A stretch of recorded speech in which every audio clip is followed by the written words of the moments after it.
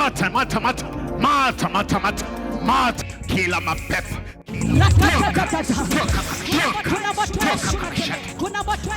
mafanikio yao.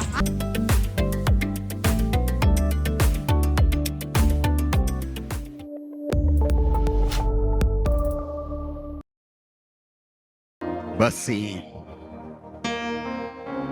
Yesu amenituma kwa ajili ya kila moja. Bwana Yesu asifiwe. Neno la leo ni kuhusu rafiki mwema. Rafiki mwema katika maisha yako. Bwana Yesu asifiwe. Basi wakati wote ni vyema kuangalia ni rafiki mgani ambaye uko naye katika maisha yako. Sema amen.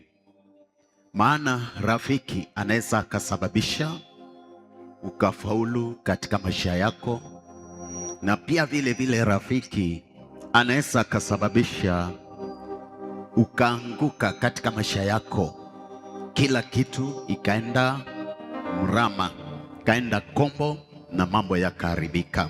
Sema amen. Bwana Yesu asifiwe. Rafiki anaweza akakuelekeza kwa njia inayofaa, na pia rafiki anaweza akakuelekeza kwa njia isiyofaa. Sema amen. Hivyo basi ndio maana ni vyema wakati wote kuangalia rafiki wako ni wa aina gani.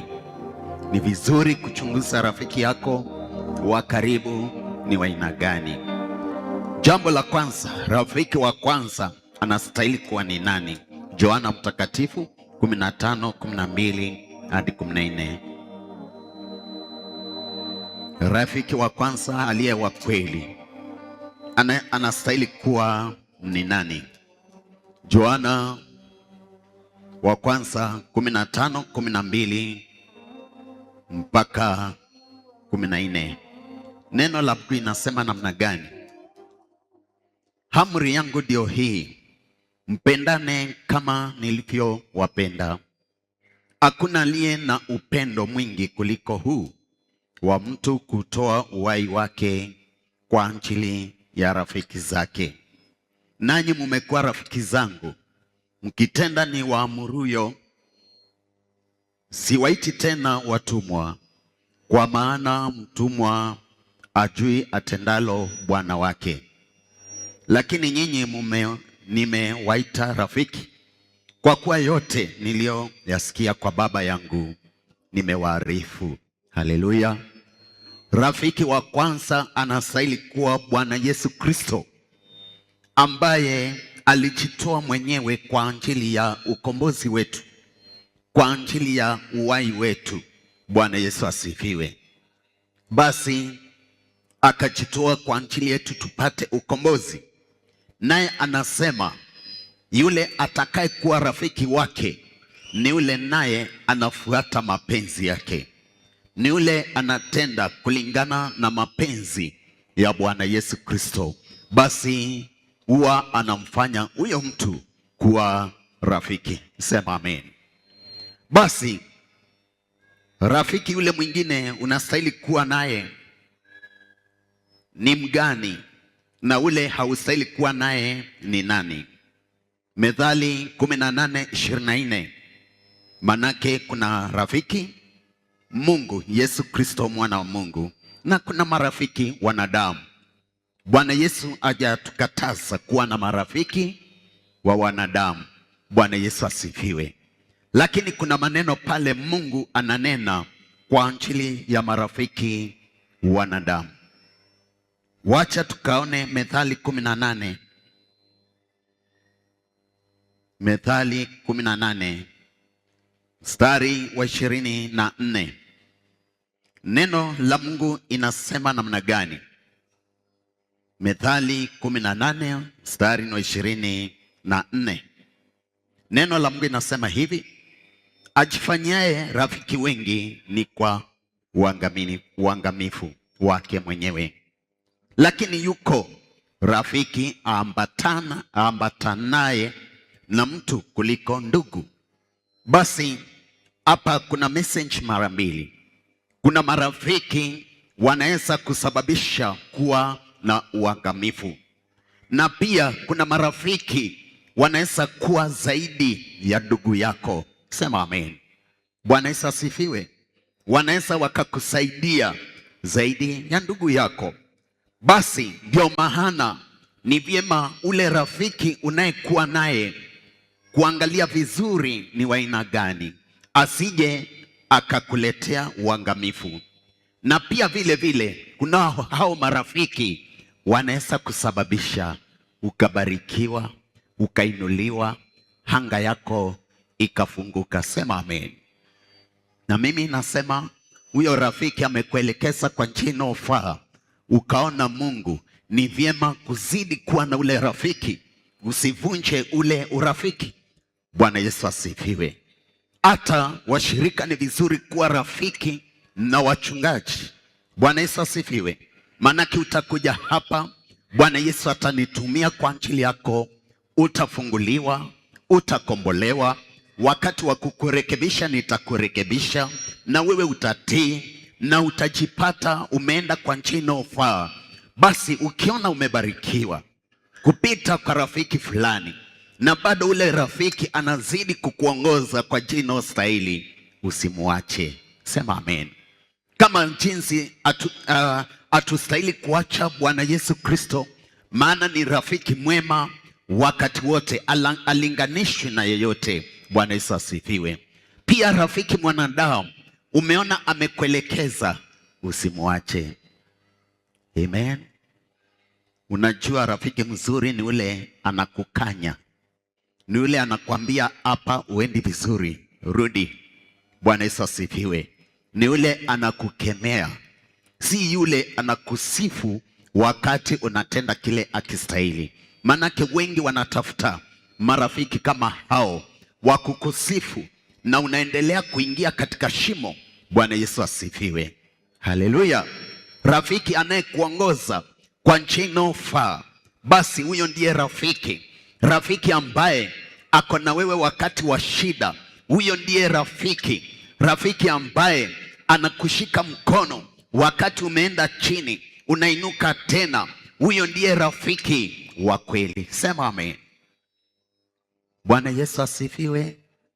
Ndio maana nawaambia ni vizuri kuwa rafiki na watumishi wa Mungu walio mbele zako. Ni vizuri kuwa rafiki na mtu aliye karibu nawe, anayekukanya, anayekukemea, anayekuelekeza kwa njia inayofaa. Bwana Yesu asifiwe. Hata mzazi huwa rafiki na mtoto wake, lakini wakati unamrekebisha, wakati unamchapa, wewe ndio mzazi mzuri na rafiki mzuri kwa mtoto. Wakati unamchapa anapokosea, unapomregesha. Lakini wakati unapompembeleza anapokosea, wewe si rafiki mzuri wa mtoto wako, maana unamwelekeza kwa shetani. Sema amen. Ninajua hiyo hatutaenda vizuri sana, lakini iko hivyo. Sema amen. Mtoto wako ukitaka aende vizuri, usimunyime kiboko. Sema amen. Maana ukimunyima kiboko utafanya aingie kuzimu, aende kwa njia ambayo haistahili. Sema amen. Basi rafiki mwema ni ule ambaye anakuongoza kwa njia inayofaa. Basi neno la Mungu inasema namna gani kuhusu rafiki? Naendelea kufundisha kuhusu marafiki. Unastahili kuwa na rafiki wa aina gani? Methali 13:20. Methali 13:20. Methali 13:20 mstari wa 20. Neno la Mungu linasema hivi: enenda pamoja na wenye hekima, nawe utakuwa na hekima, bali rafiki wa upumbavu utaumia. Sema amen. Ama you will be destroyed. Ni vizuri kuwa na rafiki mwenye hekima. He who walks with wise men will be wise. Ukitembea na watu wenye hekima utakuwa mwerefu. Bwana Yesu asifiwe. Lakini ukitembea na watu ambao si wenye hekima, nini itafanyika? Wanaweza wakakamata hekima yako. Bwana Yesu asifiwe. Wakaiharibu, wakaichafua, na we ukakuwa mjinga kama wao. Bwana Yesu asifiwe. Hata kama utakuwa mwerefu namna gani, and you are not strong in spirit, hauko strong katika wokovu, nakwambia utakamatwa na utakuwa mjinga tu kama wale ambao unakaa nao ambao ni wajinga. Sema amen. Lakini ukikaa na mtu mwerefu, nakwambia hata kama uko na ujinga kiasi gani, werefu utaanza kutokea. Sema amen. Bwana Yesu asifiwe. Na pale utajua njia ya kusimama katika maisha yako, njia ya kutembea katika maisha yako, na Bwana Yesu atakubariki. Sema amen. Haleluya. Je, rafiki yako unamuonaje? Haleluya. Methali Wakorintho wa kwanza 15:33. Twende hapo Wakorintho kwanza, tuachane Methali, tutarudi hapo. Wakorintho wa kwanza 15:33. Neno la Mungu inasema namna gani? Msidanganyike, mazungumzo mabaya uharibu tabia njema. Bwana bariki maandiko yake. Watu wasidanganyike, mazungumzo mabaya uharibu tabia njema. Do not be deceived, evil company corrupts good habits. Once unapoanza kukaa na watu hawana tabia nzuri, watu wa kutukanana, matusi, mambo mabaya, na hata wewe kama hauko strong katika wokovu wako, utaanza kuenjoy pole. Bwana Yesu asifiwe. Ndio maana kama utajua you are not strong katika wokovu, spirit yako si strong, huwa inabebwa haraka na mazungumzo ya mtu mwingine, si vizuri kujihusisha na marafiki ambao hawastahili. Sema amen. Okay, unaweza kuwa na rafiki wa aina hiyo na wewe ukatumika kumrekebisha, akakuwa mwerefu, akaacha mambo haistahili. Bwana Yesu asifiwe. Lakini itategemea na wewe uko na weakness gani katika maisha yako, because if you are weak, utaanza kufuata njia zake. Sijui kama ushaona mtu mumepanga mambo vizuri mukamaliza, lakini alipoenda kando akazungumza na mwingine, akabadilisha mawazo yake, na alipokuja kwako sasa ikakuwa kuna shida, mkaanza kukosana. Bwana Yesu asifiwe. Manake amekuja na plan nyingine, na mlikuwa mmepanga tu vizuri, mkamaliza kila kitu. Alipoenda kapatana na rafiki labda wa wivu, rafiki ambaye hataki uendelee ufanikiwe, akabadilisha mawazo, na ule mtu akakuja na yale mawazo ambayo labda si mawazo mazuri, ni upotofu, na ule mtu akapotea, akakosa kwenda kwa njia inayofaa. Kuna watu aina hiyo. Bwana Yesu asifiwe. Akiwa na group fulani, yeye ako sawa kwa hiyo group. Bwana Yesu asifiwe. Kama ni ya mchezo na yeye anaanza kucheza. Mtu akiwa na group fulani, kama ni ya matusi, matukano, anatoka hapo na spirit ya kutukanana, na utapata hata wewe atakutusi. Bwana Yesu asifiwe. Manake the spirit imemkamata ya matusi. Bwana Yesu asifiwe. Haleluya. Basi umekuwa ukiona groups zikiungana pamoja, na kuna mtu unaweza kumwambia hiyo group sio mzuri, toka, lakini hawezi toka. Kwa nini? Already amekamatwa.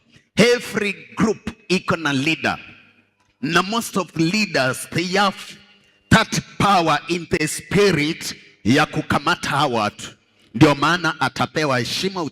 Utashangaa hii group imepea mkubwa wao heshima sana, wanaenda pamoja, akiamurisha wanafanya kile ameamurisha, because the spirit yake ni ya leadership, lakini in the wrong way. ameenda kwa njia istahili, so akona grupu yake anaongoza, either ya wizi, ya Bwana Yesu asifiwe, grupu ya ulevi, ama grupu ya kufanya mambo istahili. Bwana Yesu asifiwe. Unapata pale kwa kijiji ama mahali popote, si lazima kijiji, hata kwa watu wakubwa, unapata kuna ka group fulani, kila saa fulani lazima wakutane, waende waanze kuvuta drugs zao, wafanye mambo yao. Na ule kama ni mtoto wako ako kwa hiyo group, huwezi mkataza, manake already ashakamatwa. Nini ufanyika? The leader always, kuna spirit ina flow kwa hawa na anawakamata. Bwana Yesu asifiwe. Si kama hapo umeshikanisha. Na kama wale watu hawajaokoka, watakuwa wanatii ule mtu, na kuna kitu cha maana anawafanyia, labda ni kwenda kuvuta hizo drugs zao, labda ni kwenda kuiba.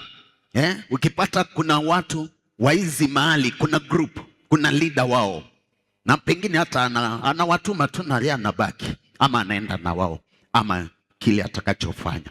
Nini ufanyika? Once huyu mtu umekuwa rafiki naye, kile kiko ndani yake kinaanza kuflow ndani yako. Kama ni wizi, the spirit ya wizi inaingia kwako, na wewe unamsupport kwenda kuiba pamoja, na huku anayo lakini inakupata. Kama spirit yako ni weak, sema amen. Bwana Yesu asifiwe. Kuna watu spirit yao ni strong, hata ukienda kwa mganga. Nilikuwa nasikia zamani zile wanasema mtu fulani ukitaka kumkamata inategemea na uzito wa damu yake. Si uzito wa damu, the spirit yake ina nguvu kiasi gani. Sema amen. Bwana Yesu asifiwe. Na iko hivyo kwa wanadamu. Watu wengi wamepotea kwa ajili ya kuwa na rafiki mbaya ambaye hata kukamata na kuelekeze kwa njia istahili na kuelekeze kwa mambo hayafai, na unjipate umepotea njia. Sema amen.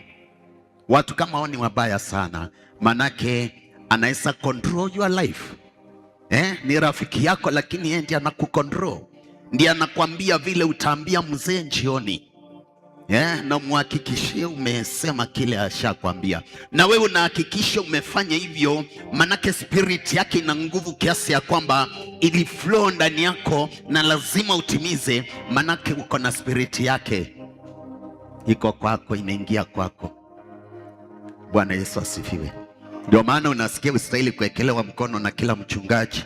Ukiekelewa mkono na mchungaji ako na spirit ya usherati, inaingia kwako. Ndio maana mnajiuliza, na watu wanaendaje na wachungaji? Si mtu ajiheshimu, ni spirit iliyekwa. Bwana Yesu asifiwe. Haleluya. Basi kwa ajili ya hiyo ndio Bwana Yesu akapeana onyo, akawa akisema usijihusishe na kampani mbaya, maana unaweza jipata umeiga tabia zao. Sema amen. Bwana Yesu asifiwe. Wacha tuone hapo Proverbs chapter 22. Neno la Mungu inasema namna gani? Methali 22:24 kuendelea mbele.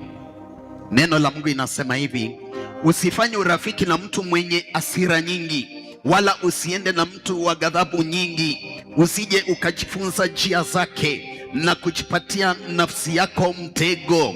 Bwana Yesu asifiwe.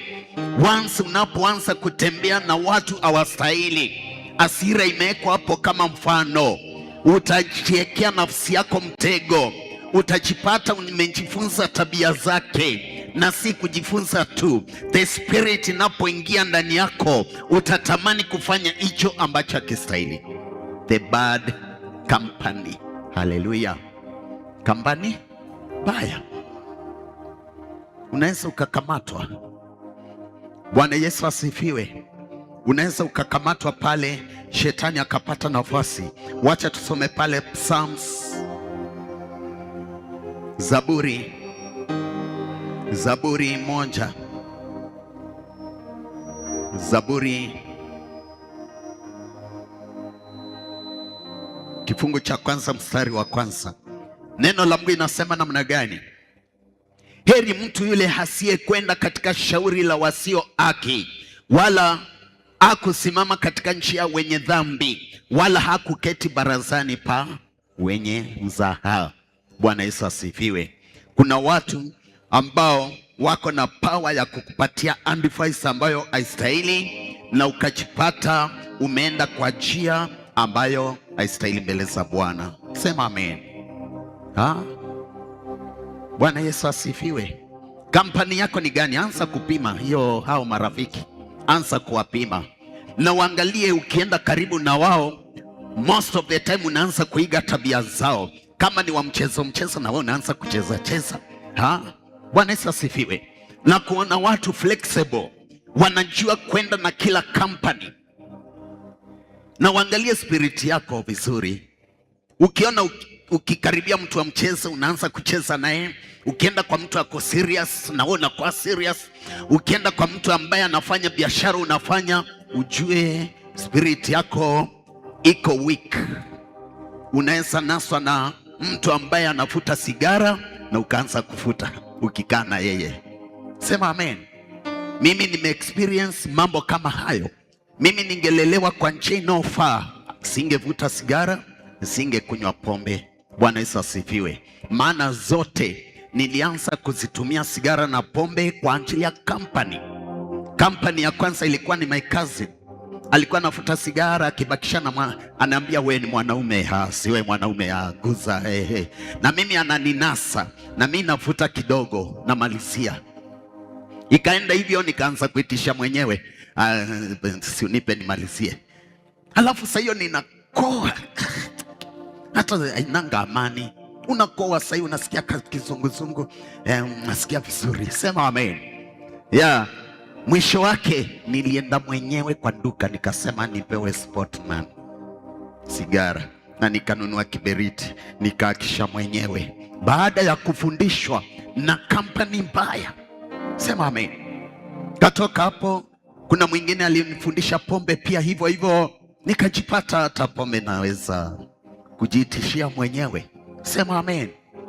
Kampani mbaya. Kampani inaweza ikakunasa na kuelekeza njia ambayo haistahili, lakini kwa sababu Mungu alikuwa amenichagua, wakati wake wa kunitumia ulipofika, hizo vitu niliacha na siku moja. Wacha vile watu anasemanga naacha pole. Hakuna kitu kama one day nikasema sitafuta sigara, sitakunywa pombe, sitaenda kinyume na mapenzi ya Mungu, na nikasimama. Sema amen. Kwa ajili ya kumtumikia Bwana Yesu Kristo. Basi ni kumaanisha wakati ule nilimaliza mambo ya shule, ningepatana na good company. Watu wameokoka, saa yote wako kwa kanisa, wako pale kucheza keyboard, na mimi ningeingiana na ile company. Ndio maana kila wakati tunakwambia mtoto wako usimwache kwa nyumba. Make sure anafika kwa nyumba ya Mungu kwa ajili ya Sunday school. Akiendelea kukua, endelea na kumfundisha kukaa katika nyumba ya Bwana. Endelea na hata kumfundisha kutoa sadaka zake, maana hivyo utakavyomfundisha ndivyo atajifundisha na ndivyo atakavyokaa. Sasa unapata makanisa mengi ya dini hawafundishi hasa watoto kwa njia inayofaa. Maana utaona mtoto ameenda wamekuwa kanisa na baba yake, jioni wako kwa bar wanakunywa pombe, na mtoto wako hapo, si anaona hata yeye atapita njia hiyo. Wengine hata wapeleki watoto Sunday school, wanawacha kwa mtaa. Nakwambia tabia ya mtaa ndio itamwingia, na hakuna siku utamtoa kwa mtaa. Sasa ukiona ameanza kwenda kombo, ndio utamkimbiza kwa kanisa. Na sasa kutoa hiyo spirit imewekwa na marafiki ili kuweka urafiki wa kanisa, na kwa kazi ngumu. Sema amen. Ndio maana Waislamu walijua siri. Mtoto akiwa mdogo ameanza kupelekwa madrasa cha lazima, na si rahisi kubadilisha Muislamu kuwa Mkristo not unless aone Mungu mwenyewe, aone mkono wa Yesu umeandika, kuanzia leo nimekuita kunitumikia. Sema amen. Bwana Yesu asifiwe. Manake ishaingizwa ndani sawa sawa. So Wakristo hawaingizi wokovu ndani ya watoto wao. Bwana Yesu asifiwe. Wakristo hawaingizi wokovu katika watoto wao, wanakuwa wakiwa tu hivi hivi. So wakiendelea kukua, wanashikana na kampani fulani, kumbe ni kampani mbaya ya kuelekeza njia isistahili. Basi unapata mtoto wako ameanza kuvuta drugs, mtoto wako ameharibika, amekuwa mlevi wa kupindukia kwa sababu amejifunza njia ambazo hazistahili. Sema amen. Na haimaanishi ukiwa mtu mzima hauwezi ukakamatwa na haya maroho ya marafiki ambao wastahili. Unaweza kamatwa pia. Sema amen. Ndio maana ni vizuri, neno la Mungu imesema angalia usikae kwa kampani mbaya. Choose wisely your friends. Sema amen. Angalia tabia, na wewe ukiona uko na that weakness, jitenge. Lakini if you have the spirit ya Mungu, unaweza toa ule mtu kwa hiyo shimo, umlete kwa njia inayofaa. Fanya kazi ya Bwana Yesu Kristo. Sema amen. Maana pia unaweza mbadilisha ule mtu akatoka kule kwa drugs akarudi. Wakati mtu anapelekwa counseling kwa ajili ya drugs, Bwana Yesu asifiwe, huwa ni ule counselor ako na that power ya leadership, na wakati anamwelekeza huyo mtu, anamwambia pombe si nzuri, anamrekebisha, that spirit ina flow ya kurekebika, na ule mtu unasikia alipitia counseling na sasa ako sawa. Lakini wale wako na damu nzito, kunaweza peleka mtu counseling kwa mtu ako na ule unampeleka na damu nzito, so itamaanisha kwamba yani si damu nzito, that spirit ambayo ni labda uongozi. Bwana Yesu asifiwe. Ndio maana unaona anaweza rekebishwa na akose kurekebika, because the spirit yake iko na power. So mtaongea mumalize hapo nje tu, ndiye ataanza hapo nje aendelee na mambo yake. Sema amen. Bwana Yesu asifiwe. Ndio maana Mungu anakataza bad company, maana itakuondoa kwa njia za Bwana Yesu Kristo. Sema amen. Haleluya. Wengi wamekuwa katika nyumba ya Bwana, na around 50% ya wale uacha kanisa hapa ni bad company. Bwana Yesu asifiwe. Unaenda pale unapata kuna grupu ya masengenyo mahali, na kukiwa na grupu ya masengenyo mahali, there is the leader. Hata mkiwa wawili, kuna ule ni leader hapo, ule anaongoza mwingine. Na heri uombe your leader hawe mtu mzuri, anakurekebisha na kupeleka njia inayostahili, maana hata wewe utaonekana mwenye anastahili. Sema amen. Bwana Yesu asifiwe. In every group, kila mahali lazima kuwe na ule ako na power, lazima kuwe na the leader, even in the family. Katika familia yako. Bwana Yesu asifiwe. Ndiyo, mwanaume ndiyo kiongozi, ndiye kichwa, mke wake ni shingo. Bwana Yesu asifiwe. Lakini mkiwa hapo, itategemea ule hana spirit iko na nguvu kuliko mwingine. Ndio maana unasikia walipoana walikaa kitu kimoja, yani kila kitu anafanya, yani tabia zao ni kitu kimoja. Bwana Yesu asifiwe. Kama mumewana wawili na kuna mmoja ambaye ni mean, apendi kutoa, na spirit yake iwe na nguvu, na kwambia hata mwenzako atakaa kama yeye, mtaacha kutoa kwa wengine. Sema amen. Na kama mumeoana na mmoja wenu ni mkarimu, na kwambia na hawe na power kuliko huyu asiye mkarimu, atafuruta huyu asiye mkarimu, na nyinyi wote mtarudi upande wa ukarimu. Bwana Yesu asifiwe. Ndio maana mkiwa mmetoshana, the spirit ikiwa imetoshana pande zote, kuna kuanga na mkwarusano kwa hiyo ndoa, maana kila huyu amekuja na tabia yake, huyu amekuja na tabia yake. Ndipo sasa zirai, lazima mmoja awe chini hakubali, ndio muweze kurai. Na ule anakubali ni ule ana spirit weak, the weaker person. Bwana Yesu asifiwe. Ndio muweze kwenda pamoja. Mkitoshana itakuwa kila siku ni argument. Tulipanga hii na wewe unapanga yako, tunapanga hii na wewe huyu anapanga, kupitana, na mwisho wake kama mtaelewana mtaachana, maana amwendi pamoja. Bwana Yesu asifiwe. Haleluya. Bwana Yesu asifiwe. Omba your spirit iwe na power, ama ule mwenzako awe na spirit iko na power ndio, lakini awe anakuelekeza kwa njia inayofaa, asije akakuelekeza kwa njia ambayo haifai. Nao neno la Mungu ikasema usikubali kukaa na mtu mwenye hasira. Nini hufanyika kwa hasira? Once unapokaa na mtu wa hasira, na wewe unaanzanga kukasirika kama hauko strong katika wokovu. Kumbuka ya kwamba kama uko strong katika wokovu wako, mwenzako hata awe na spirit strong namna gani, unaweza ukambadilisha ukamrudisha kwa wokovu. Hapo kwanza uelewe hayo. Sema amen. Ukiwa umeokoka, you have power of God, unaweza badilisha mwenzako ukamleta kwa pande yako mkaenda, because sasa si wewe, ni Mungu ndani yako. Naongea kwa watu hawajaokoka ama umeokoka tu, but you have the weakness ya ukipatana hii company mko sawa, ukipatana hii mko sawa, nao kuna watu wako weak kiasi hicho. Bwana Yesu asifiwe. Haleluya. Nao mtu ni wa hasira, mmepatana naye, you are not strong in the salvation. Nakwambia akikasirika na wewe unakasirika, hata kama amekasirishwa na hii kitambaa. Bwana Yesu asifiwe. Anakunja inakataa. Yaani kuna watu kasirika mpaka na kitambaa na iongei. Sema amen. Bwana Yesu asifiwe. Sasa watu hao wa hasira ukikaa nao na wewe unajipata umeanza kuwa wa hasira kama wao, maana ile spirit wakati mnapoongea amekugawia. Sema amen. Nao naongea about friends, kuwa marafiki. Sema amen.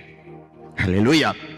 Pia kuna watu hao wa hasira ambao wako na spirit ya saili, amekasirika ndio anakugawia.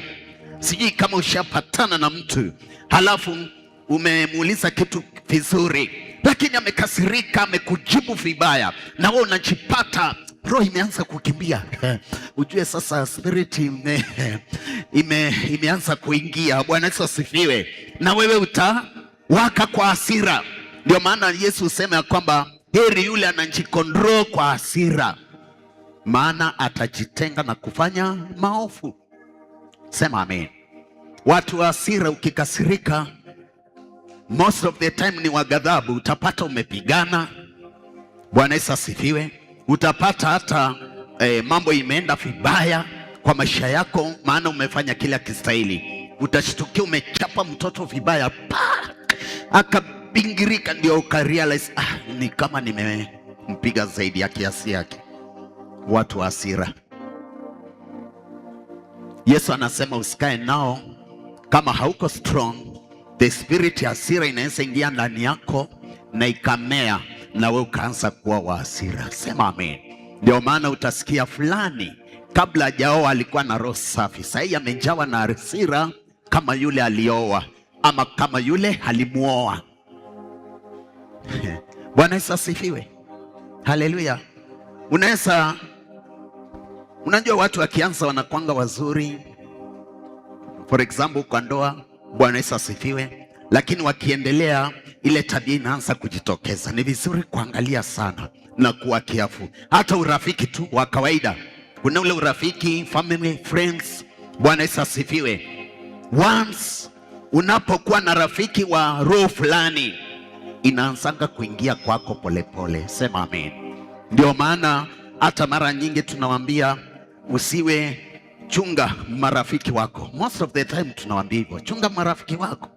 Manake tunajua rafiki anaweza akakuondoa kwa uwepo wa Mungu, anaweza akakupoteza, anaweza akasukuma the spirit, hata kama hakuna kitu mnafanya, but inawaka moto ndani yako kama hiyo ya hasira. Sema amen. Bwana Yesu asifiwe. Sijui kama ushapatana jambo kama hiyo, mtu akikuongelesha kwa ukali na hasira yako nayo inapanda, na wewe unamwongelesha kwa ukali, ujue uko weak. So jitunze, yani jikinge na watu wa hasira. Kuna watu wengine ukienda kwa watu wako na furaha, unajipata unafurahia kuliko wao. So ujue spirit yako ni weak. So jitunze, jikinge.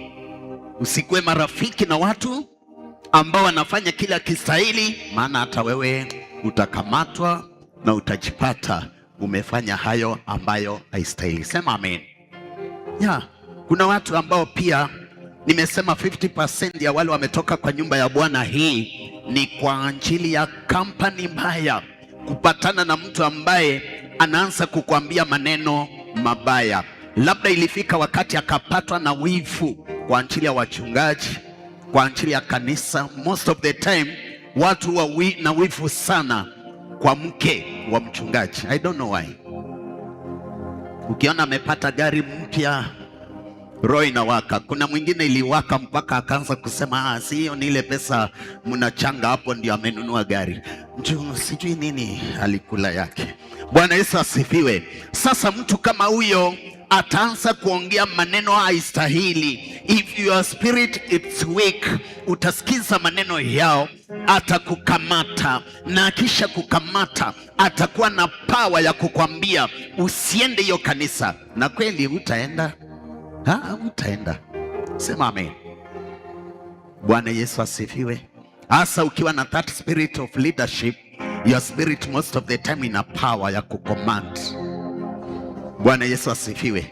Najua dada alikuwa hapa kiongozi, alitoka na kuna wamama aliwacommand wakatoka bila sababu, wakaacha kukuja kanisa. Akawaambia msiende hiyo kanisa, na nisiwasikia mumeenda, na the spirit kaingia kwao na wakafanya hivyo, wameambiwa. Lakini kuna mwingine aliambiwa akamwambia, wewe achana na hiyo, wewe umeshapotea. Bwana Yesu asifiwe. Ukiona umekatana na maneno yake, your spirit is strong. Bwana Yesu asifiwe. Kule nje huwa kuna maneno mengi, wengi wanaongea maneno mengi. Mara huyo mchungaji analaani watu, mara anafanya vitu kama hizo. Basi usikubali that spirit iingie kwako, ikatae in the name of Jesus. Maana naye ukweli wale watu huenda kinyume na kanisa la Bwana Yesu Kristo huwa wafanikiwi. Kuna jambo moja watu hawaelewi, nataka kuwaeleza leo. Once ninapokuambia usipigane na kanisa, maana ukipigana nayo hautafanikiwa. Sijakulaani, nimekukanya. Kulaani ni wakati nakwambia wewe, nimekulaani leo, hautaifanikiwa, ukufe na watoto. Hiyo sasa ndio laana, manake nimeitamka. Lakini laana na ukanyo zinakani kama zinakaribiana, lakini unastahili kujua laana na ukanyo ni mgani. Bwana Yesu asifiwe. Sijui kapa hapo nashikanisha. Ndio maana nilisema rafiki mzuri anakukanya, anakuambia usiende hii, maana ukienda hii utapotea. Hiyo si kulaani, amekupa tahadhari ya kwamba wandu utakapotenda hii na hii na hii hautafanikiwa. Sasa ule mtu akienda akose kufuata maagizo ya Bwana Yesu Kristo, akose kufanikiwa, anaanza kusema alilaaniwa. Na si laana, ni baraka. Ulikuwa naelekezwa. Mungu anapenda watu wanaokanya watu, wanaowapa tahadhari. Wakati ninapokosa kuambia ukitenda dhambi, shetani ako mlangoni anagonga na atakuumiza. Nikikosa kukupa hiyo tahadhari, ni kumaanisha kwamba mimi si mchungaji mzuri. Nikikosa kukwambia ukienda hii hautafanikiwa, so rekebisha, henda hii. Nikikosa kufanya hivyo, mimi sio mchungaji mzuri.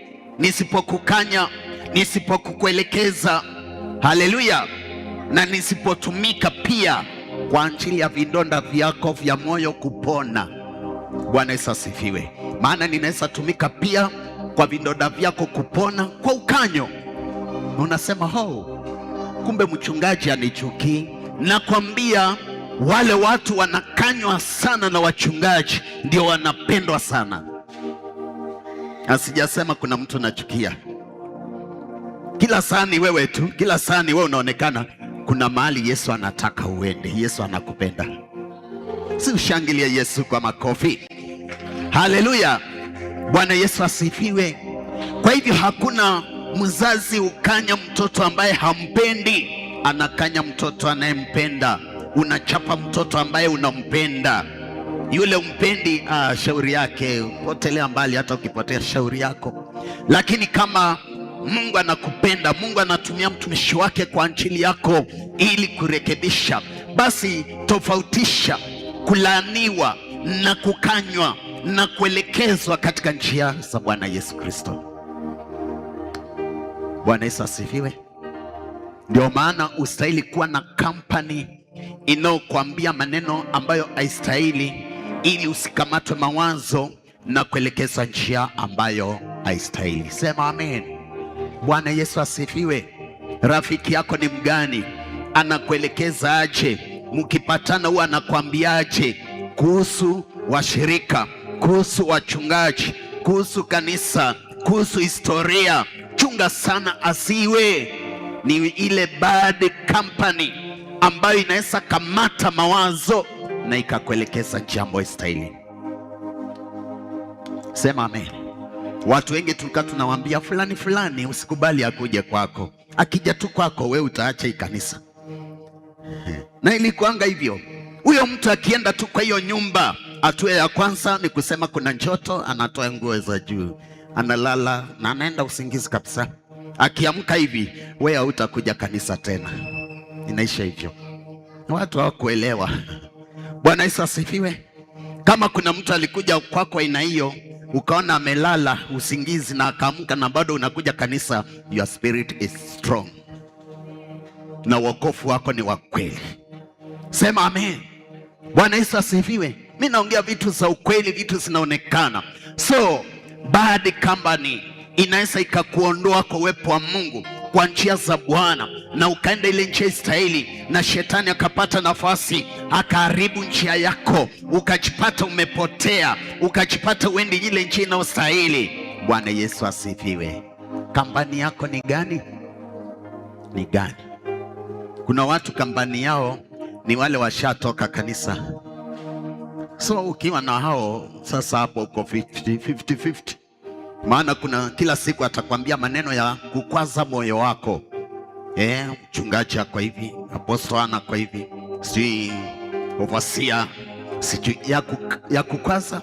Na mwisho wake, kama spirit yake ni strong kuliko spirit yako, na kama wokovu wako si strong, utajipata umeenda na yeye. Sema amen. Bwana Yesu asifiwe. Wacha tuone jambo la mwisho pale. Mungu anaongea kuhusu nini?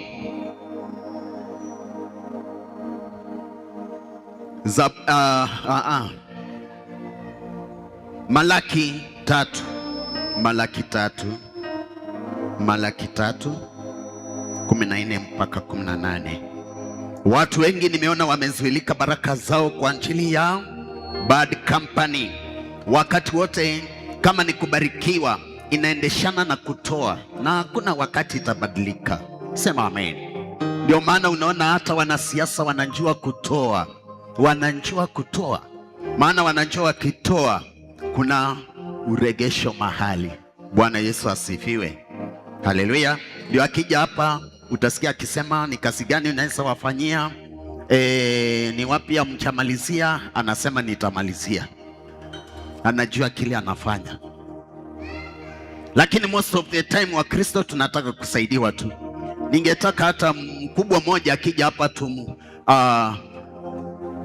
tufanye mambo tofauti, tumsurprise, instead atupatie, tumpatie. Sema amen. Bwana Yesu asifiwe. Kuna mtu alienda huko tunakuitaje, Eastern. Bwana Yesu asifiwe. Northeastern. Wakati alienda kule na ni mkubwa kwa serikali, akasema nitafanya. What happened? Yeye alibarikiwa. Hao watu saa ingine wanajua kubariki, hao mnaita Waislamu. Bwana Yesu asifiwe. Wanajua kutoa, wakambariki, wakajua kuna baraka zimebaki. Nataka tuwe tofauti, tusiwe saa yote ni kufanya mikono nipatie, hata si tupeane. Kalonzo akija hapa tunachanga tunambariki, tunamwambia barikiwa sana. Ama mnataka tupatie tu, hata si tumpatie. Na hiyo ni siri ya kubarikiwa. Sema amen. Ndio maana ng'ambo watu wanajua kupeana. Saa yote Afrika wanataka msaada kutoka ng'ambo, wanajua kupeana kule, wanajua kupeana.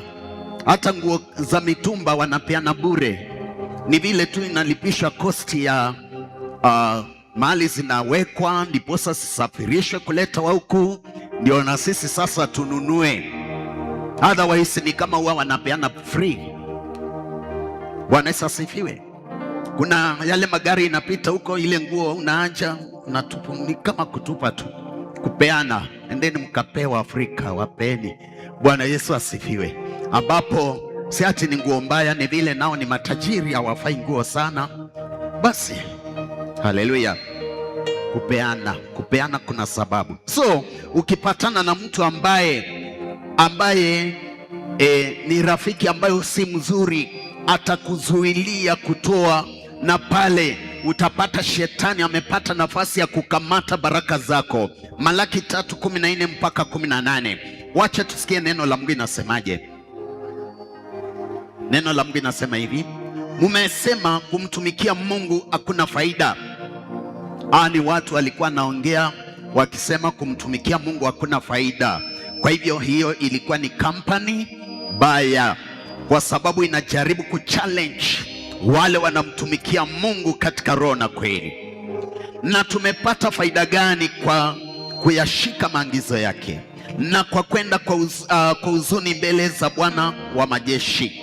Na sasa twasema ya kwamba wenye kiburi ndio walio heri, naam, watendao uovu ndio wajengwao, naam, wamjaribio Mungu ndio waponywao. Sasa hapa na sasa twasema ya kwamba wenye kiburi ndio walio heri, yaani wale wanatenda mabaya ndio tunaona wanabarikiwa, ndio tunaona wakifanya hivi. This was a bad company. Ilikuwa inajaribu kugeuza mawazo ya wana wa Israeli, waache kumtolea Mungu, waache kufanya kazi ya Mungu kwa njia inayofaa, ili wakae kama wao. Maana wanasema heri wale hawamjui Mungu, maana inaonekana wanabarikiwa. Nataka kukwambia leo, wakati wote mtu akiwa amebarikiwa na baraka za shetani, mwisho wake huwa ni kilio. Hata akifanya nini, lazima atalia, lazima machozi itatoka, lazima atahangaika. Hata ingawa leo anaweza onekana amekaa vizuri, lakini kesho atahangaika. Wacha tuone neno la Mungu inasema namna gani pale, tukiendelea hapo mbele. 16. Sasa wenye hekima ndio hao, ndipo wale waliomcha Mungu, wale wanampenda Mungu, ndio wale waliomcha Bwana. Walisemezana wao kwa wao, naye Bwana akasikiliza, akasikia, kama vile tunasemezana hapa. Na kitabu cha ukumbusho kikaandikwa mbele zake, na kwa ajili ya hao waliomcha Bwana na kulitafakari jina lake, nao watakuwa wangu. Hivyo ndivyo Mungu alivyosema wakati alisikia vile wanavyoongea. Nao watakuwa wangu, asema Bwana wa majeshi, katika siku ile niifanyayo, naam, watakuwa hazina yangu hasa, nami nitawaachilia kama vile mtu awaachiliavyo mwanawe mwenye amtumikiaye. Ndipo mtakaporudi, nanyi mtapapanua kati ya wenye haki na waovu, na kati ya yeye amtumikiaye Mungu na yeye asiyemtumikia. Bwana bariki maandiko yake. Wenye hekima wakasema, hapana, hatutasikiza wale, tutasikiza sauti ya Bwana. Naye Mungu akasikia wakiongea, hata igawa walionekana chini. Mungu akasema, nina kitabu na iandikwe. Kuna kitabu cha matendo. Bwana Yesu asifiwe. Wakati waja mtapambanua walio haki na wasio haki. Aje, maana walio haki hata igawa wako chini, kuna siku yao ya kuinuliwa. Nao wasio haki hata kama wako juu, wana magorofa, marenjirofa, wana vitu kubwa, kuna wakati watashuka na hawana kitu, wapande, na mtaona utofauti. Sema amen. Kwa hivyo wewe ambao una kitu, wewe unaonekana uko tu pale, uko chini, usijilinganishe na wale ambao ambao wanaonekana wamebarikiwa na wafuati njia za Mungu. Maana jinsi muda unavyosonga ndivyo mabadiliko huwa. Utapata hata kama wako pale, manake ni baraka za shetani, na baraka za shetani ni umaskini mbele za Mungu. Baraka za mtu ambaye si tajiri sana ni za maana. Bwana Yesu asifiwe. Na ni urithi mpaka kwa watoto wake. Basi pale utapata mambo imeanza kubadilikana na badilikana. Sema amen. Na utakuja kufafanua, utakuja kuona waliobarikiwa na wasiobarikiwa, mtakuja kuona. Maana siku ya Bwana ikifika, atakuja, hatakubariki, hatakuinua kwa baraka ambazo haziishi. Sema amen. Maana baraka za Bwana Yesu haziishi. Basi neno la Mungu inasema hivyo. Kwa nini? Kuna watu wako na tabia ya kuongea mabaya kwa ajili ya kazi ya Mungu, na wanasema tumejitolea sana, lakini hatuoni Mungu. Bwana Yesu asifiwe. Kwa nini hamuoni Mungu? Tukienda hapo juu kidogo, kuna neno la Mungu sema hivi: hao wana wa Israeli, kuna wale walikuwa nafanya mambo kinyume na mapenzi ya Mungu, ndio maana walikuwa wanaona ni kama Mungu atendi. Twende pale Malaki 3:8. Malaki 3:8 hapo, the same book. Yesu anasema hivi, Malaki 3:8 na 9 na labda 10. Je, mwanadamu atamwimbia Mungu? Lakini nyinyi mumeniimbia mimi. Lakini nyinyi mwasema, tumekuibia kwa namna gani? Mumeniibia zaka na dhabihu. Nyinyi mumelaaniwa kwa laana, maana mnaniibia mimi na taifa hili lote. Leteni zaka kamili ghalani, ili kuiwemo chakula katika nyumba yangu. Mkanijaribu kwa njia hiyo, asema Bwana wa majeshi, mjue kama sitawafungulia madirisha mbinguni na kuwamwagieni baraka hata isiwepo nafasi ya kutosha au la. Basi wana wa Israeli walikuwa wameacha kufanya mapenzi ya Mungu, walikuwa wameacha kutoa zaka zao. Bwana Yesu asifiwe. Lakini kulikuwa na watu pale wanapeana mawaidha, grupu isiyo stahili, au ambao hawako wanajitolea kwa Mungu kwa sababu hawaoni Mungu. Hata kama wanajitolea hawaoni kwa sababu ya weakness ya kutoa kwao. Basi wakaanza kulalamika, na hivyo ndivyo watu wanalalamika hata siku ya leo. Wakati unapojitolea kumtumikia Bwana, kuna watu wanakuja kwako wanakuuliza, sasa tumekuwa tukimtumikia Mungu lakini hatumuoni. Au muoni kwa nini? Angalia ni wapi. Unaweza kuwa wendi vile inavyostahili, maana ahadi za Mungu hazivunjiki, na akisema atakubariki lazima atakubariki. Bwana Yesu asifiwe. Yesu akanituma akaniambia, avoid that company ya kushusha moyo wako, kukuonyesha hakuna haja ya kumtumikia Bwana. Basi wenye haki waliojitolea kumtumikia Bwana, Mungu aliwaambia, nami nimeweka kwa kitabu, tazameni wakati ujao mtaona utofauti.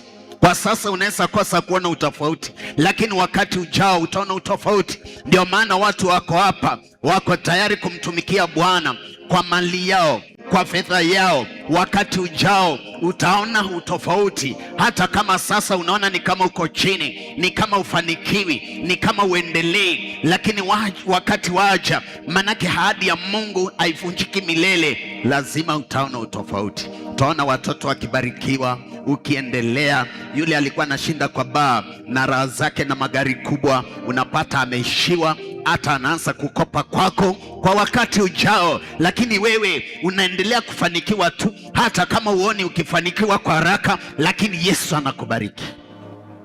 na abariki uzao wako. Sema amen. Ni kampani gani uko nayo? Ni ya kukushusha. Kuna watu walikuwa hapa, walikuwa wakiona watu wanajitolea kutoa, wanawaendea, wanawaambia hapa nilikuja kitambo, so toa polepole. Hatutoangi haraka hivyo vile unatoa. Sema amen. Nakwambia wale walikuwa nafanya hivyo, saa hii wanahangaika mahali wako. Kwa sababu gani? Kazi zao ilifungika, mambo ikaribika. Na wale waliambiwa hiyo na wakakosa kusikiza, saa hii wanaendelea na kubarikiwa na kuinuliwa.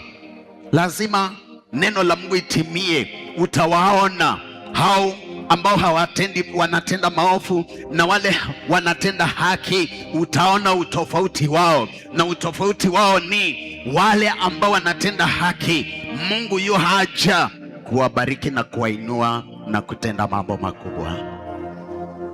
Sema amen. Rafiki yako ni gani? Anakuambia hii mchango tumetoa sana. Bwana Yesu asifiwe. Jitenge naye.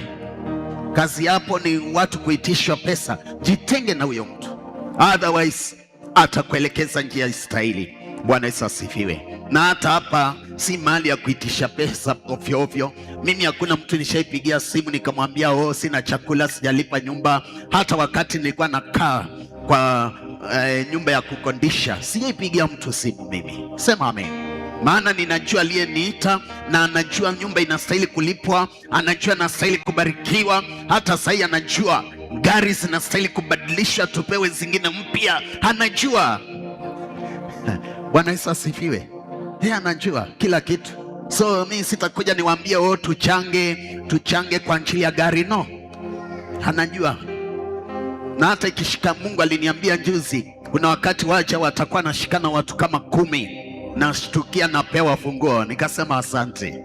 Kaniambia nifungulishe hiyo, maana nilikuwa nimesema sitaki mchango wa gari katika nyumba ya Bwana. Sema amen. Bwana Yesu asifiwe.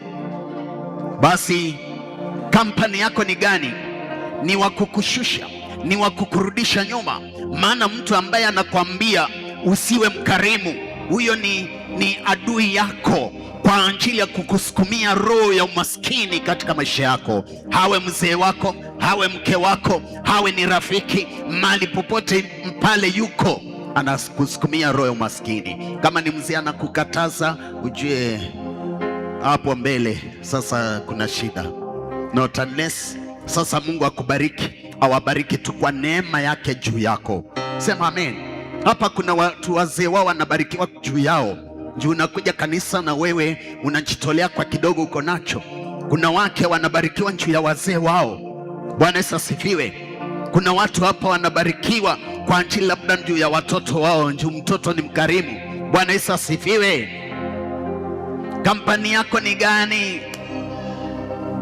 Chunguza vizuri. Haleluya. Rafiki yako ni mgani? Anakuelekeza njia inayostahili ama haistahili? Kama ni ambayo haistahili, Yesu amesema tujitenge na wao. Sasa shida iko kwa mke na bwana. Kujitenga si rahisi. That means you have to pray. Lazima uwe strong katika wokovu. Lazima usimamie Mungu ili ushinde hiyo roho ya kukurudisha nyuma. Instead ya kuangushe wewe, umchote yeye, mulete kwa Yesu Kristo. Mzee wako anaweza okoka, mke wako, rafiki yako. Bwana Yesu asifiwe. Kuna wengine wana marafiki wanawaambia hakuna haja ya kuolewa, mimi niko sawa, nikiwa single niko okay. Na anakufinyilia kwa kona, na yeye anaendelea kusearch. Mwisho wake unasikia harusi yake, maana ni rafiki mbaya. Chunga rafiki mbaya. Ukiwa umeoa, ukiwa hujaoleka, ukiwa mtoto, ukiwa mtu mzima, mahali popote ulipo, angalia kampani yako ni gani. Kuna mwingine alikuwa anaambia mwanamke mwenzake, rafiki, mimi kwa nyumba yangu hata sishiki sufuria, mzee wangu ndiye anapika, ndiye anafanya kila kitu, mimi nikiwa nimekaa. Na siku moja huyo rafiki aliambiwa hivyo, akapata na kitu emergency, akakimbia kwa ile nyumba akihitaji hiyo kitu, akapata mwanamke hapo ndiye anakoroga sasa ugali, na alikuwa anasema yeye apiki, ni mzee. Sasa akashangaa, na leo unapika? Si ati leo anapikanga na kuharibia boma. Rafiki mbaya. Usisikize mawaidha ya rafiki ambaye anakupoteza. Ni vizuri kuwa na rafiki anayekuelekeza kwa njia inayostahili. Kuna marafiki wengine wabaya sana. Nitakuja kufunza wakati wa ndoa. Bwana Yesu asifiwe. Anakuja anakwambia, unajua mzee wako iko ABC, na ni uongo tu mtupu. Ati mke wako, na ni uongo. Na pale unapomsikiza mzee anakuja jioni ampata umefura kama mandazi, ama we mwanaume unarudi kwa nyumba umefura kwa ajili ya maneno ya rafiki, unapata unaharibu ndoa yako juu ya friends. Maana watakwambia hata niliona kwa macho wakitoka kwa hoteli, macho yangu, na naapa, na anasema naapa na mchanga mpaka analamba. Na njui kama huko hapo kulikuwa umetemewa mate mambaya. Bwana Yesu asifiwe. Na ni uongo. Kusudi lake abomoe nyumba yako. Rafiki mbaya. Angalia rafiki wako ni mgani. Angalia vizuri, chunge vizuri, na Yesu atakubariki. Sema amen. Kwa hivyo kwa kazi ya Mungu pia angalia rafiki ule mzuri ni mgani, ule anakuelekeza kwa kazi ya Mungu, ili nawe Mungu afungue baraka za kesho. Maana unapokuwa mkarimu unafungulisha your financial breakthrough, unafungulisha baraka zako na kuinuliwa. Na that is the only way unaweza pokea baraka za kifedha. Bwana Yesu asifiwe. Hivyo tu ndio the only way unaweza pokea financial breakthrough. Usikubaliane na rafiki wa kupoteza. Simama mbele za Bwana, mwambie Yesu niko hapa. Mwambie Yesu niko hapa, naomba ukanishike mkono. Nimekataa marafiki wabaya. Katana na marafiki hawastahili. Marafiki badala ya kuelekeza kwa nyumba ya Bwana wanakuelekeza njia ambazo stahili. Kataa. Na ukisikia huyo mtu anakufuruta sana, huyo rafiki, kataa hiyo maneno. Sema amen. Mara mingi hapa hata watoto tumesema usiwe rafiki na fulani, na kweli tukiendelea yale mambo inaonekana yale tulikuwa tunakataza. Sema amen. Bwana Yesu asifiwe. Yesu anawapenda. Yesu anapenda watu wote katika nyumba ya Bwana. Na ukiona Mungu ametumana kitu fulani, Mungu anaona kule mbele. Wewe unaweza ona hapa tuko tu, lakini Yesu anaona mbele. Sema amen. Bwana Yesu asifiwe. Rafiki yako ni mgani? Huwa unasikia nakwambiaje?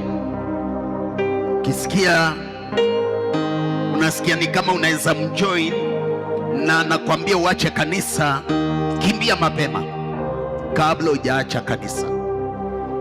Maana atakupeleka hivi, utajipata uko nje, na kurudi ni ngumu, si rahisi kama vile ulikuja mbeleni.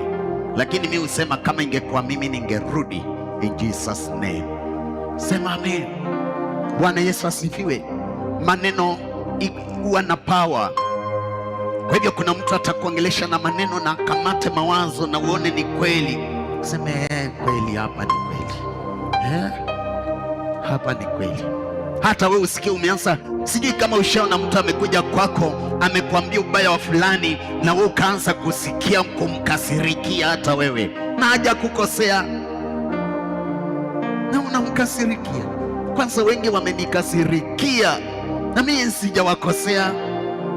Juu ya maneno, uliambiwa maneno, kaambiwa ufasi alisema na akasema. Niligundua hii dunia iko na watu wa uongo. Yaani uongo imepandwa ndani yao mpaka kwa midomo yao.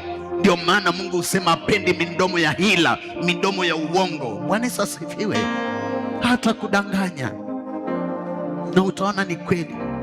Kuna mtu mmoja alikuja hapa tukiwa kule juu, akaambia washirika, mimi mchungaji alienda Zimbabwe. Alienda kule, ndio alichukua mapepo, ndio maana akinua mkono watu wanaanguka wanabingirika. Ati na wengine wakaamini wakatoka. Na mimi sijaenda Zimbabwe, sijui iko pande gani. Mimi naiona kwa map. Bwana Yesu asifiwe. Waambiwe sasa tutaenda huko tukienda kuhubiri. in the name of Jesus, na ikiwezekana with a private jet. Haleluya, Bwana Yesu asifiwe. Maana injili ya Yesu lazima ihubiriwe. Ni mambo gani uliambiwa na mtu ukasikia umeanza kunikasirikia polepole? Kimbia huyo mtu. Ama ukaambiwa ya Apostle Ana, ukasikia roho yako ikaanza kudunga iendi na Apostle, kimbia huyo mtu, maana anakupoteza. Spirit yake ina power kuliko yako, ndio maana anakushika mawazo. Ndio maana tunahitaji watu waokoke kwa roho na kweli, wafuate njia za Mungu, wawe strong in faith, wawe strong in salvation. Iwe hata jaribu ya aina gani kikuja, haiwezi ikakunasa na kukuondoa katika nyumba ya Bwana. Sema amen. Bwana Yesu asifiwe. Nao marafiki wengine wako hapa tu, wako hapa. Tukimaliza labda tukiwa na mchango, tukimaliza ataanza kukwambia na umetoa pesa mingi aje. Kanisa itoleangi pesa mingi hivyo. Sasa ujue huyo ni rafiki mbaya. Bwana Yesu asifiwe. Alafu kuna rafiki anaweza akakuita in the spirit. Bwana Yesu asifiwe. Anaweza akakuita. Kuna msichana mmoja alikuwa na rafiki na mwingine, na ni kama alikuwa anaitwa kwa tu ilikuwa tu akishafika hapa anatoka tena mbio anaenda kwa rafiki. Yani that spirit. Bwana Yesu asifiwe. Ndio tunastahili kukatana nayo. Bwana Yesu asifiwe. Na pale utaona Yesu akitenda, akifungua njia. Nimekwambia kila group lazima iwe na kiongozi, iwe ni ya wasichana, iwe ni ya vijana, iwe ni gani, lazima kuna ule anawakamata akiwakusanya. Nana pale utapata wameanza kuvuta bangi, utapata wameanza kunywa dawa za kulevya. Bwana Yesu asifiwe. Na ukijaribu kumtoa hataki kutoka. Ukiona unakatazwa rafiki fulani na hautaki kutoka, already you are captured, yani umekamatwa vizuri. Ni uombe sana sasa, that spirit ikikuachilia, utajitenga na huyo rafiki ambaye astahili kwa maisha yako. Sema amen. Nafikiri umekamata jambo hapo. Kuna rafiki unapenda kutembea sana na yeye, anaweza kuwa ashakukamata mawazo yako. Ndio maana huwezi muepa. Hata akisema unamuuliza unasemaje, unakimbia kwake. Manake ashakamata spirit yako kiasi ya kwamba hawezi ukajitenga na yeye. Na ukiambiwa ujitenge unakasirika, ujue kuna shida hapo. Ushakamata already. Sema amen. Maana spirit kuna ile utawala ingine. Lakini ukiwa katika wokovu au utawaliwi na spirit yote, unatawaliwa na spirit ya Yesu Kristo. Hata huyu ambaye ni rafiki, mnaweza kosana kwa ajili ya Yesu Kristo, basi huo ndio urafiki unaofaa. Yani hiyo ndio spirit inastahili kuwa ndani yako, ya kwamba hata kama mtu ako aje, mnaweza kosana juu ya Mungu akitaka kukutoa kwa Mungu, ama akitaka kufanya kila kistahili, ujue now you are strong in the spirit. Lakini ukiona anaweza kukwambia leo usiende kanisa na ukose kwenda, uko kwa shida jameni, uko kwa shida, uko kwa shida. Bwana Yesu asifiwe. Haleluya. Rafiki gani uko na yeye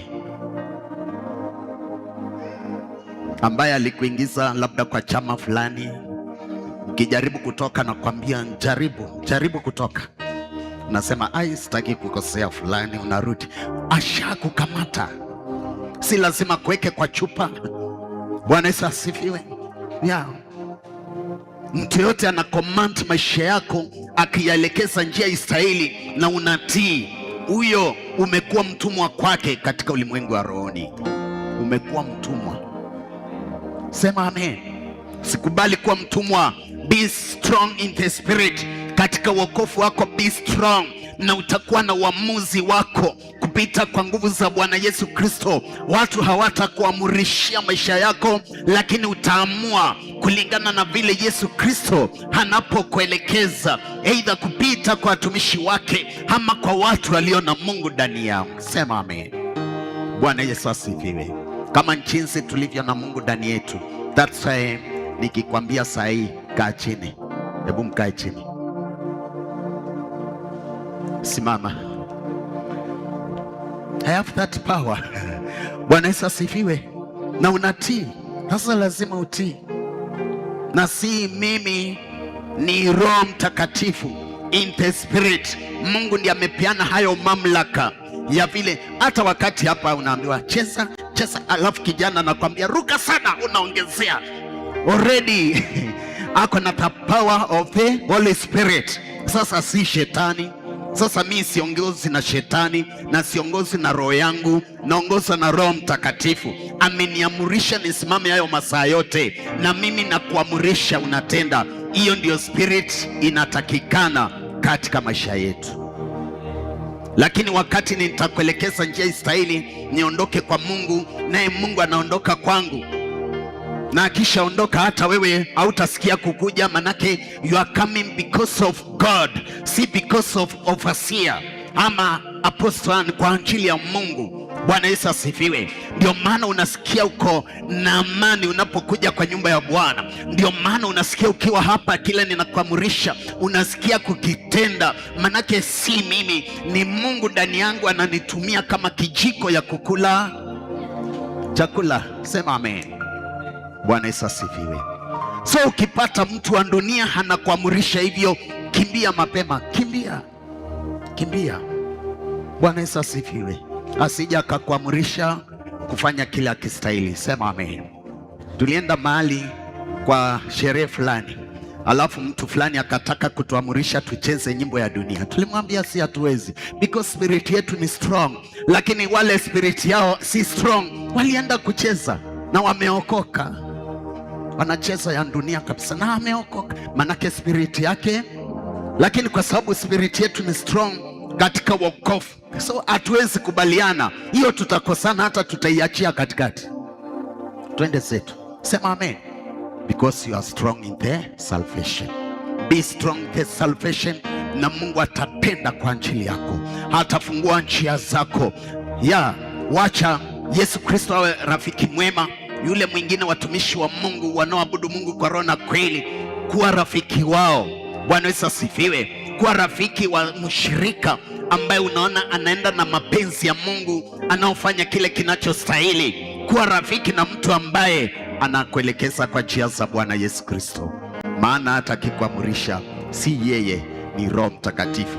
Asha akikwambia toka hapa, kaa hapa, ni Roho Mtakatifu, sio yeye. Ndio maana unastahili kumpa heshima. Bwana Yesu asifiwe. Kwa hivyo usikubali kuongozwa na roho za dunia, another spirits za kishetani, ambazo ni za kunenea wachungaji vibaya, za kunenea washirika vibaya, kunena vibaya kwa ajili ya kanisa la Yesu Kristo. Saa hii ndio roho inatawala. Kila mahali ukienda unasikia kanisa gani? Kanisa ni ya mapepo yote. Si ya mapepo yote. Kuna watu wanaabudu Mungu kwa roho na kweli. Yesu alisema hii kanisa, kuna makanisa ingine 2 ambayo inaabudu Mungu kwa roho na kweli. Wakati ule Mungu alinenea kuhusu makanisa. Bwana Yesu asifiwe. Haleluya. Ukiabudu Mungu kwa roho na kweli, Yesu anatenda kwa ajili yako. Sema amen. Basi kuwa mtiifu kwa ajili ya Bwana.